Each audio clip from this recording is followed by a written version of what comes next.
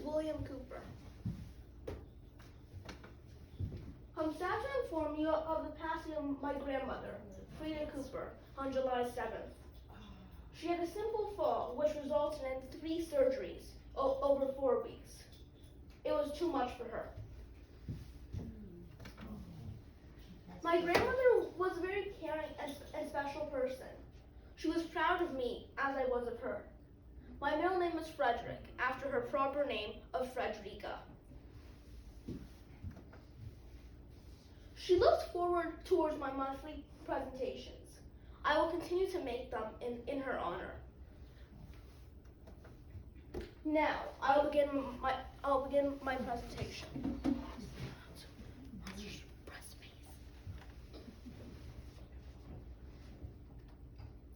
As we want to understand regions and countries, we have to accept that some are transcontinental. Therefore, I introduced our travel itinerary to the expanded region of Afro-Eurasia, which is the combination of Africa, Europe, and Asia. It covers 57% of the world's land area, but has 86% of its population. We started our journey with a 3-part series on the Middle East, which is a part of Western Asia. Then, last presentation, we visited South Asia for the countries of India, Pakistan, and Bangladesh. Today we're visiting Southeast Asia. Then we're going to see Central Asia, East Asia, parts of Northeast and Western Asia, as well as Eastern Europe, Western Europe, and we're going to end with Africa. So Southeast Asia, we have divided it based on this line. Today we're going to be seeing Vietnam, Laos, Cambodia, Thailand, and Myanmar. But the rest we're going to visit next month. Let's have a little snapshot of this region. So the biggest land area comes from Myanmar, which has almost 700,000 kilometers square. The biggest population comes from Vietnam with almost 100 million people. The biggest GDP and GDP per capita both come from Thailand, which its GDP is around 500 billion, and its GDP per capita is around 21,000. Let's begin with Vietnam. The Chinese controlled it for about 1,000 years. They named the area Annam, which means southern domain in Chinese. They introduced large-scale rice agriculture and new religions. They constructed new dikes and irrigation works. They greatly influenced Vietnamese architecture, as one emperor even built his own forbidden city. During this time, there were many revolts. The Chinese were despised. The Vietnamese people were ruled by repression, brutality, and demands for huge tributes and forced labor. Eventually, in 938, Vietnam got its independence. This ended what was called the Third Era of Chinese-ruled Vietnam. This was a big turning point in their history. So, under the Chinese, it was called Annam, but while it was independent, it was called Dai Viet. It was a monarchy from the early 10th century to the early 19th. Everything was always centered around the north, though. Its history is divided into 8 dynasties. The Mongol Empire and later the Yuan dynasty launched 4 major military campaigns from 1258 to 1288. This established tributary relations, which meant that the Vietnamese people were paying the Mongols resources and money for them to not invade them, even though the Mongols suffered major military defeats. The Yuan dynasty was the last Vietnamese dynasty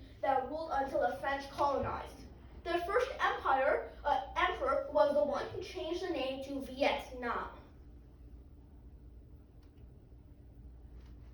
It soon expanded into modern-day southern Vietnam, Cambodia, and Laos. But when the French came in, they had to give up sovereignty over certain regions. After 1883, they only ruled it by name. Let's talk a little bit more about names. So Viet in Chinese means beyond. Nam in Chinese means south. And Tonkin, which is in the north, means eastern capital because it is roughly present-day Hanoi, which used to be called Ho Chi Minh City. The term Vietnam dates from the Yuan dynasty and was probably a compound derived from Dai Viet and Annam. Let's watch this video about how the French colonized. Lights.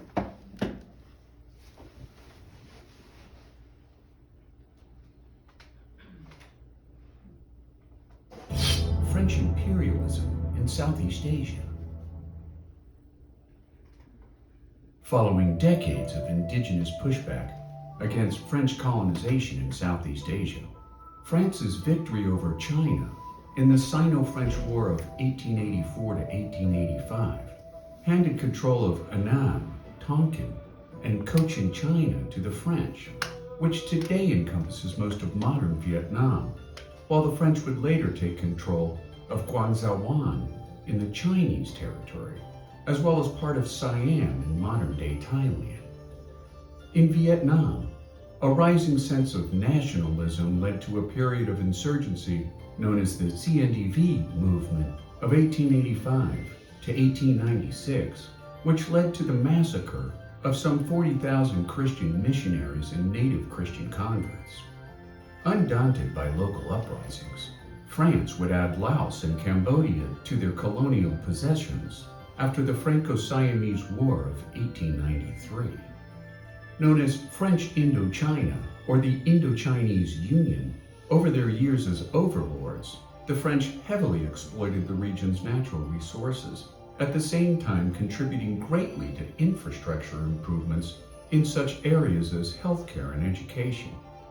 Local resistance and nationalism continued to escalate during the First World War, reaching an even higher crescendo during the Yen Bai Mutiny of early 1930, when the Vietnamese Nationalist Party encouraged military uprisings by Vietnamese soldiers, along with clandestine guerrilla war tactics inflicted by local Vietnamese, with the aim of ousting French rule while restoring the Vietnamese monarchy to power. 10 years later, a further insurrection would occur in Cochin China before the Japanese invasion and takeover of Southeast Asia during World War II. Upon Japan's surrender after the nuclear destruction of Hiroshima and Nagasaki, a communist organization led by Ho Chi Minh declared Vietnam an independent nation, leading to the First Indochina War of 1946 between French and Viet Minh forces. As the Americans would learn firsthand during their participation in the Vietnam War, after some 2,000 years of invasions by the Chinese into Southeast Asia, the First Indochina War would see years of guerrilla-style attacks by Ho Chi Minh's forces, and after the communist governments of China and the Soviet Union supported Ho's legitimacy through weapons and monetary infusions, the war would drag on until the Battle of Dien Bien Phu, when Viet Minh... Okay, that's all.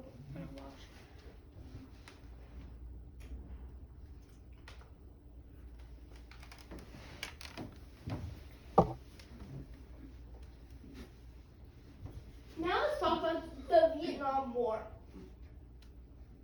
So, it was also called the Second Indochina War, and it was between the Communist North, which was supported by the Soviets and Communist China, and South Vietnam, which was supported by the Americans and their allies.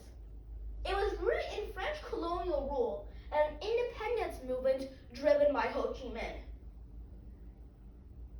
There were 6 main events that led to the Vietnam War.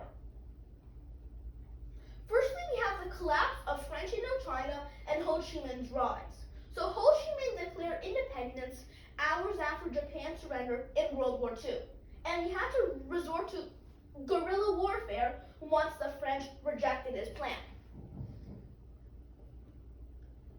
Now let's talk about the Battle of Dien Bien Phu. It was a conflict between the French and the Viet Minh, which after a 4-month siege, the French actually lost, marking the end of French rule in Vietnam. Thirdly, we have the Geneva Accords that divided Vietnam. There were many diplomats and representatives coming from countries all over the world. Vietnam was split at the 17th parallel, dissolving the French Indochina Union. The north was ruled by Ho Chi Minh, and the south was led by Emperor Bao Dai. Fourth, during the Cold War, Vietnam was divided. Once Mao proclaimed Communist China in 1949, in January of 1950, China and the Soviets only recognized the North. During this time, the U.S. practiced the policy of containment. President Harry S. Truman's Truman Doctrine pledged assistance to democratic nations. You may have heard this as the Marshall Plan in Western Europe. President Dwight D. Eisenhower, also known as Ike, put forth the domino theory that a communist victory in Vietnam would make other countries communist too. By one domino falling, all the ones following would also fall too. Fifth, we have the overthrow of Ngo Dinh Diem, who was Bao Dai's successor. He was chosen because he was a strong anti-communist, but his preference towards Catholics caused many protests. Buddhist monks began to burn themselves in the streets in what was called the Buddhist crisis. The U.S. lost confidence in his ability to lead, so in November they backed a military coup where Diem and his brother were killed. Coincidentally, this was 3 weeks before JFK was assassinated. This was followed by 12 different governments in the South in less than 2 years. Six, we have the Gulf of Tonkin incident. Let's watch this clip.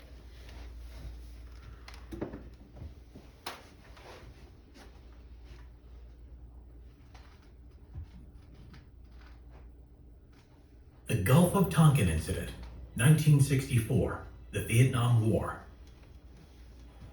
The Gulf of Tonkin Incident, or the USS Maddox Incident, is the event responsible for America's entry into the Vietnam War. Vietnam was divided into halves, North and South, ruled by separate regimes, but the United States were concerned that Ho Chi Minh and the Communists would win the upcoming elections and were determined to stop the spread of communism.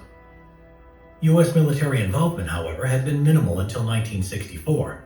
President Lyndon B. Johnson had been training South Vietnamese mercenaries, sending them into North Vietnam to carry out acts of sabotage and gather intel. On July 31, 1964, South Vietnamese commandos had attacked North Vietnamese targets in the Gulf of Tonkin. On August 2, 1964, American naval destroyers had moved into North Vietnam waters to gather intelligence on the enemy's naval strength. The USS Maddox was nearing the mouth of the river delta when Captain Herrick noticed that they were being followed by North Vietnamese torpedo boats and had intercepted communications of their intention to attack, so he fired 3 warning shots. The USS Maddox was then fired upon by the enemy torpedo boats. Captain Herrick retaliated and opened fire on the torpedo boats, and with the assistance of US jet fighters, hit all 3 enemy targets. The enemy boats had fired their torpedoes, but they all missed. The USS Maddox then retreated back into international waters. 2 days later, a second patrol was launched into the Gulf of Tonkin by the USS Maddox and the USS Turner Joy, when Captain Herrick reported that they were again under attack. Secretary McNamara and President Johnson agreed that retaliation was needed and the expansion of the war was approved by Congress. However, Herrick sent a later message claiming that he was mistaken about the attack and that freak weather action may have led his men to overreact. The final part of the message read, "No actual visual sightings by Maddox. Suggest complete evaluation before any further action taken." Nevertheless, this was ignored by Johnson and his advisors, who continued on with the retaliation plan. On August 5th, Johnson made a public speech stating, "The determination of all Americans to carry out our full commitment to the people and to the government of South Vietnam will be redoubled by this outrage." Shortly after his speech, U.S. aircraft bombed North Vietnamese targets, torpedo boat bases, and an oil storage depot. America was now drawn into the Vietnam War. President Johnson made a speech via the media to the American people to get their support for the war, and described the attack on 2 U.S. Navy warships as a deliberate aggression. By late 1965, 200,000 American troops were on the ground, with more on the way. Subscribe for more Vietnam War history videos.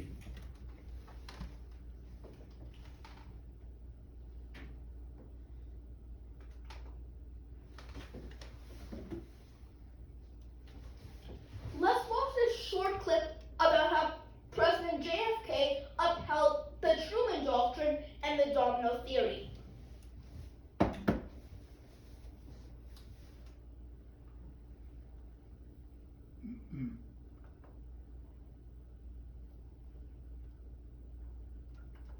After months of study and debate, President John F. Kennedy decided to honor and uphold the commitments made to Vietnam by the Truman and Eisenhower administrations. In December 1961, Kennedy raised the number of American advisors in Vietnam from 1,000 to 1,500 and committed the United States to a more visible and hazardous role. Technically, personnel were in Vietnam only to train, advise, and support the South Vietnamese, but many Americans came under enemy fire.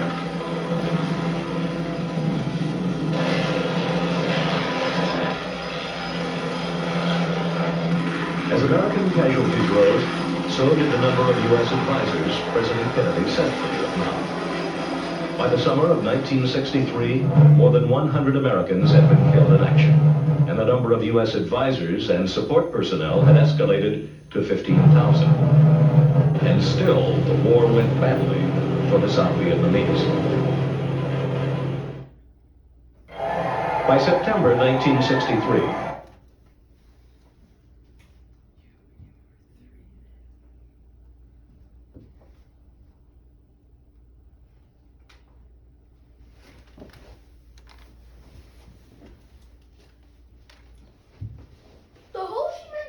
was a network of roads and rails that ran from the north to the south through Cambodia and Laos. This provided soldiers and resources to the Viet Cong, which were the North's army. According to the U.S.'s NSA, the trail system was one of the greatest achievements of military engineering of the 20th century. Canada officially played the role of neutral peacemaker, but secretly backed the American effort. Americans increasingly opposed the war. Peace movement leaders also opposed the war on moral and economic grounds. They argued that the North Vietnamese were fighting a patriotic war to rid themselves of foreign aggressors. Though the press had covered wars before, the uncensored and intensive coverage of the war in Vietnam was new, and it had a significant impact on many Americans' views of the conflict. Vietnam was the first televised war. Americans saw military abuses on TV, which sparked riots in cities and university campuses all across the country. One of these was the My Lai massacre in 1968 in the village of Son Mai. American soldiers killed over 500 civilians, including pregnant women and infants. The gang raped women and burned a village to ashes. In February of that year, the New York Times published this picture of a South Vietnamese police chief calmly executing a Viet Cong fighter on a street in Saigon. This contributed to many Americans questioning the war's morality. 1968 was the deadliest year in the war for Americans. Here we have a picture of President Johnson and Lady Bird watching the 1968 Democratic Convention with anti-war protests happening outdoors.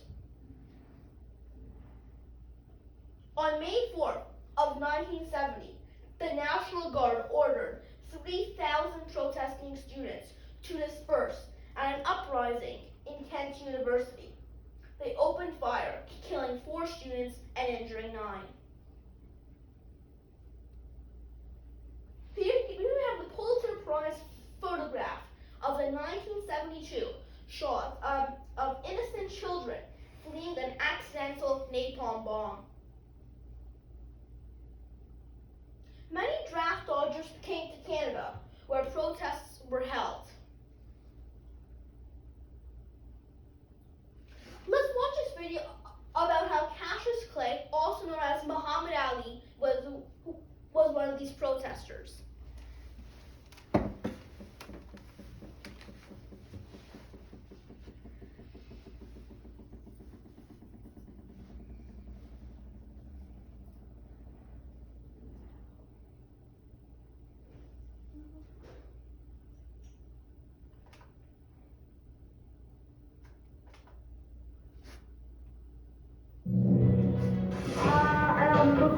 Like a butterfly and sting like a 17 times I thought the clown went round.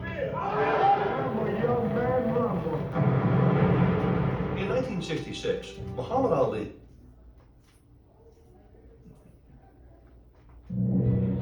I am the great. Look like a butterfly and sting like a 15 times I thought the clown went round.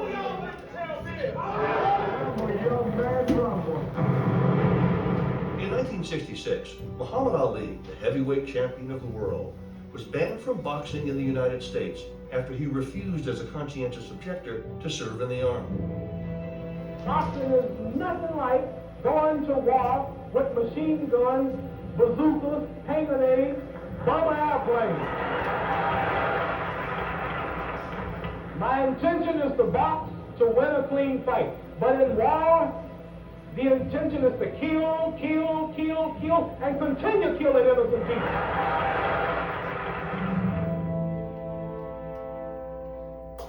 As a follower of Elijah Muhammad and a minister of the Nation of Islam, he said that the war was against the teachings of his religion.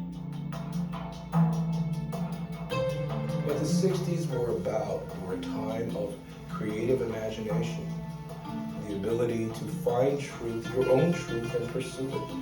And that's what Ali seemed to embody. Near the end of 1967, Ali was convicted of draft evasion by a Kentucky court and stripped of his world title by the Professional Boxing Commission. Champ, the news from Louisville must have been pretty upsetting, was it? I'd like to say to the fans of mine that this very well could be my last fight. He would not fight again professionally for 3 years. Ali supported himself by giving speeches at college anti-war rallies. Muhammad Ali! It has been said that I have 2 alternatives, either go to jail or go to the army. But I would like to say that there is another alternative, and that alternative is justice. And if justice prevails, I will neither go to the army nor will I go to jail. Finally, in 1970, Ali was able to get a boxing license in Georgia, the only state without a boxing commission. The following year, the Supreme Court overturned his conviction for refusing the draft. Muhammad Ali became even more popular, especially with millions of white Americans who had little in common with or sympathy with the Nation of Islam, but found Muhammad Ali engaging, funny, captivating, charismatic, a leader and spokesperson for their own opposition to Vietnam and their own desire to find meaning in really pursuing your own beliefs, regardless of the consequences.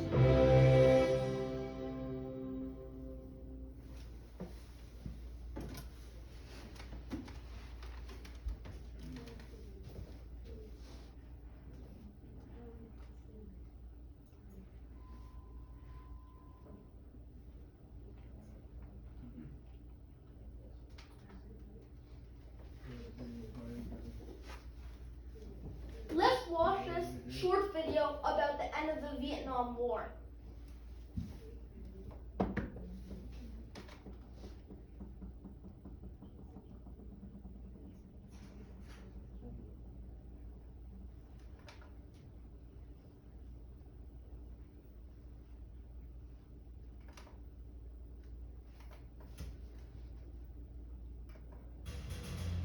In This Week in Military History, we explore the end of the Vietnam War with the signing of an accord by President Richard Nixon on January 27, 1973. The negotiations to end the Vietnam War began during the presidency of Lyndon B. Johnson in early 1968. As support for the war disintegrated on the home front, Richard Nixon came into office recognizing that ending the war would be a key to his success. He directed the US military to increase its pressure on the battlefield while he began a new round of negotiations to end the conflict.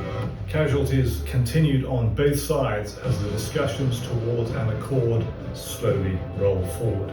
Nixon announced the end of offensive actions on the 15th of January 1973, while the agreement on ending the war and restoring peace in Vietnam was signed on January 27th in Paris. Popularly known as the Paris Peace Accords, the terms included a ceasefire and a pledge by the United States to remove its troops from Vietnam within 60 days. The North Vietnamese promised to return all prisoners of war in the same time frame. The United States, for the most part, did leave Vietnam following the accord, and by late summer, nearly all American forces were out of the country. However, almost immediately, the ceasefire collapsed between the North and the South, triggering accusations of bad faith from both sides. Fighting began again as the North Vietnamese had used the ceasefire to build up troops and equipment. On April 30th, 1975, North Vietnamese army forces finally captured Saigon, thus bringing an end to the Vietnam War.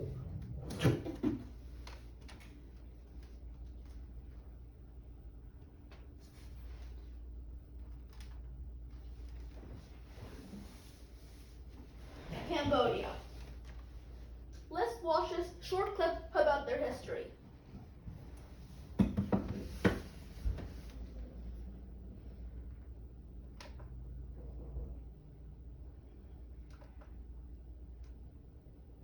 Hello everyone and welcome to Mr.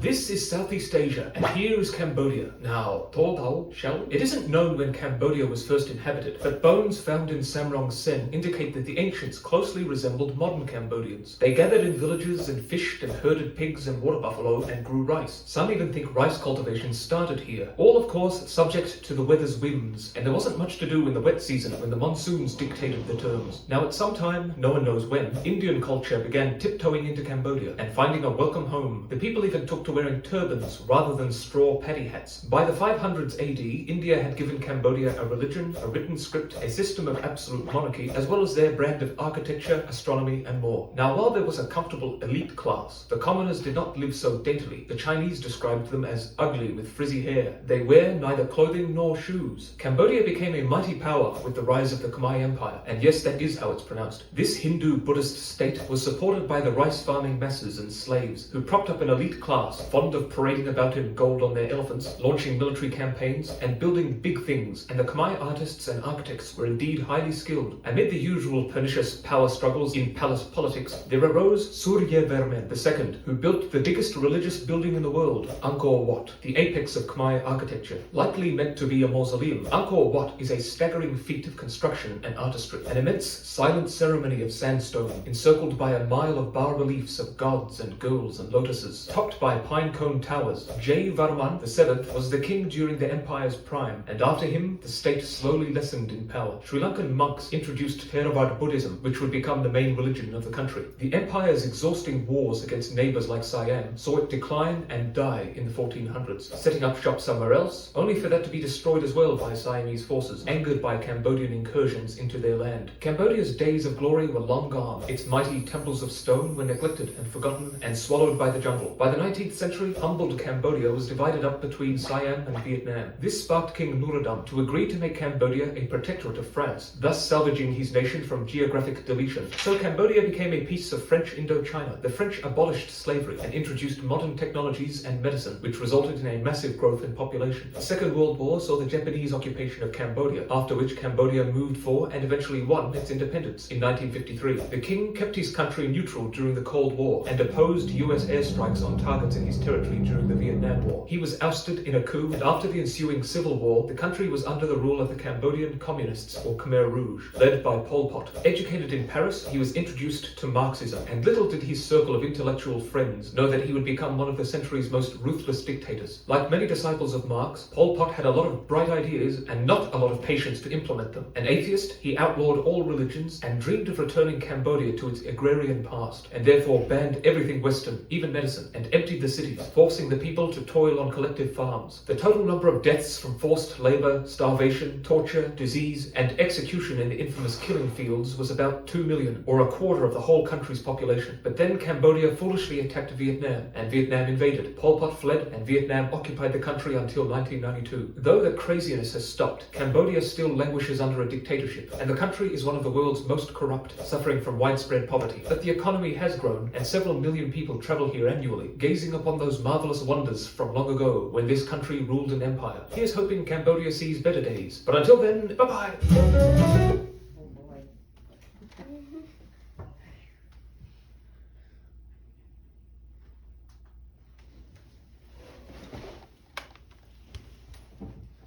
Let's learn about Laos. So, in the 700s, they established a powerful kingdom in southern China, and they began moving southward into Laos in the 800s. In the 1300s, they founded a bigger kingdom which ruled most of what is now Thailand and Laos. But when, in the 1700s, it split into 3 kingdoms, their lack of unity made them very weak. Eventually, it all fell under the rule of Siam. So French Indochina controlled today's Vietnam, Laos, and Cambodia. In the 50s, a communist group called the Puppet Lao wanted control of Laos. In 1954, when the First Indochina War ended, they became independently ruled by kings. Laotian groups fought for control until 1975. Eventually, they took control of Laos, creating the Lao People's Democratic Republic, which basically stands for communism and dictatorship. This ended a 600-year-old monarchy. It was very harsh, and the economy made a steep decline. 10% of people had to flee into Thailand. In the 80s, the government changed policies, and conditions began to improve. The government still kept its commitment to the beliefs and practices of communism, but the Laotian people had to increase their economic dependence on Japan and other close capitalist countries. Now let's talk about Myanmar, which used to be known as Burma. Let's watch this short clip.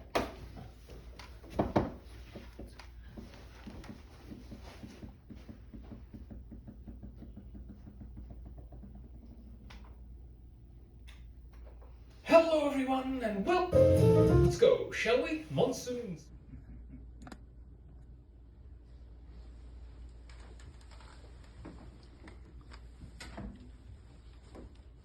Let's learn about Thailand.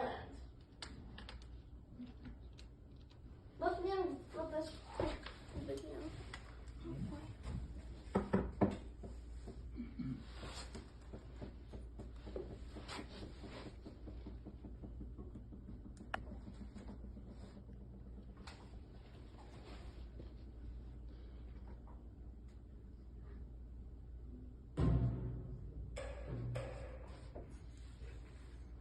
fertile river valleys, surrounded by formidable mountain ranges and forests. Thailand has provided bountiful harvests for millennia, which has allowed for large populations. Thailand is home to more than 65 million people, the second largest Buddhist population on Earth, and has never been colonized by European powers. Long before the Thai people migrated from southern China into what is now Thailand, city-states and kingdoms arose in this region, though most have been lost to history. From Chinese records, we know that much of this region came under the influence of the Indianized Funan Empire.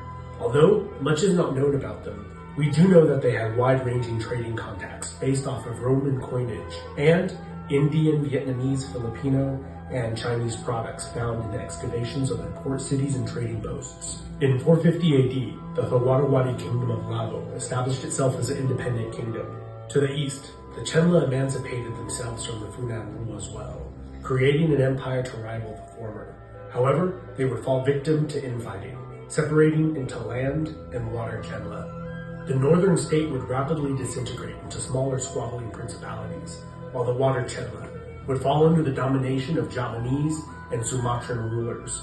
Out of this chaos, the Khmer emerged as a powerful empire and longtime rival of the Srivijayan Empire, fighting in many wars. Around the middle of the 7th century, the Thai people reached what is now northern Thailand. Centuries before, they had migrated out of southern China, avoiding direct Chinese dynastic rule, slowly making their way ever further south, eventually moving into Khmer and Mon territory. The Khmer called them Siam. In 1238, the Sukhothai liberated themselves from the Lao, who in turn were vassals of the Khmer Empire, establishing the first major independent Thai kingdom. In 1292, the Mon Hanapachi kingdom was overthrown by the Lana, establishing a second powerful Thai state. Sukhothai and Lana were staunch allies, and when Sukhothai was overthrown by a rival Thai state within its own borders, Ayutthaya, Lana would become a constant foe of this new kingdom. The city of Ayutthaya was on an island, encircled by 3 rivers. Due to its defensible location, Ayutthaya became powerful politically and economically in a relatively short amount of time. From its foundation,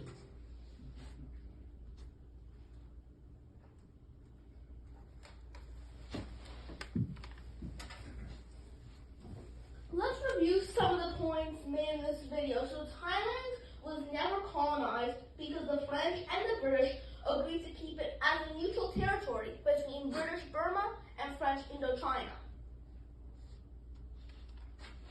How did Siam become Thailand? So in 1939, the military government wanted to call the country by a name that represented the country's majority and was popular with the people.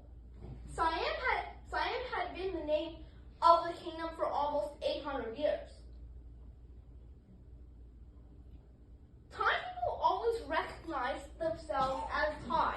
Their kingdom was called the land of the Thai. Thai also means free in Thai, so Thailand is the land of the free.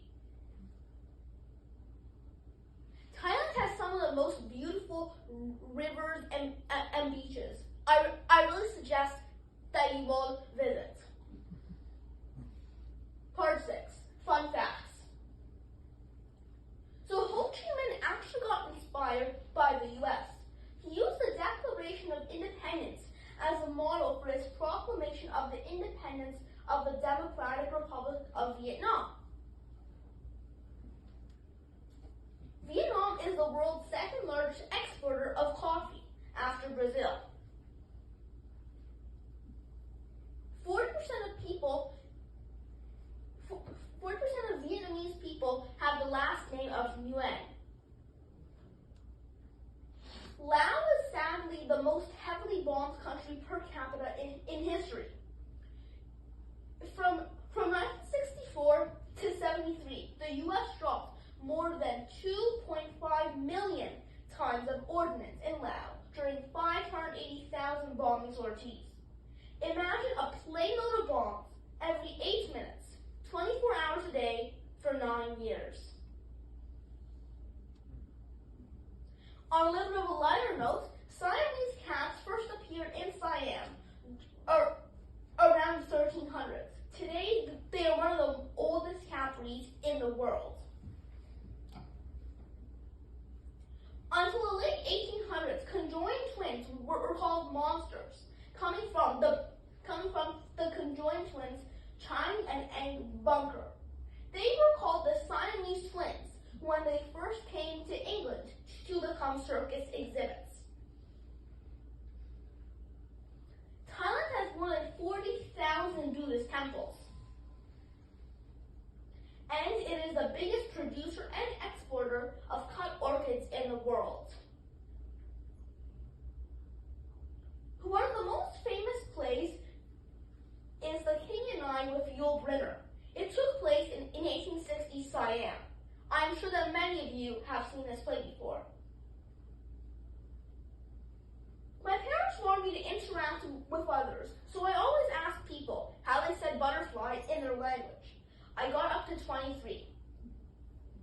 So, in Vietnamese, it is bom bom. In Khmer, which is the language of Cambodia, it is Miam Bao. In Laos, it is Fiso. In Burmese, it is Liat Payar. And in Thai, it is Phi Sao. Thank you.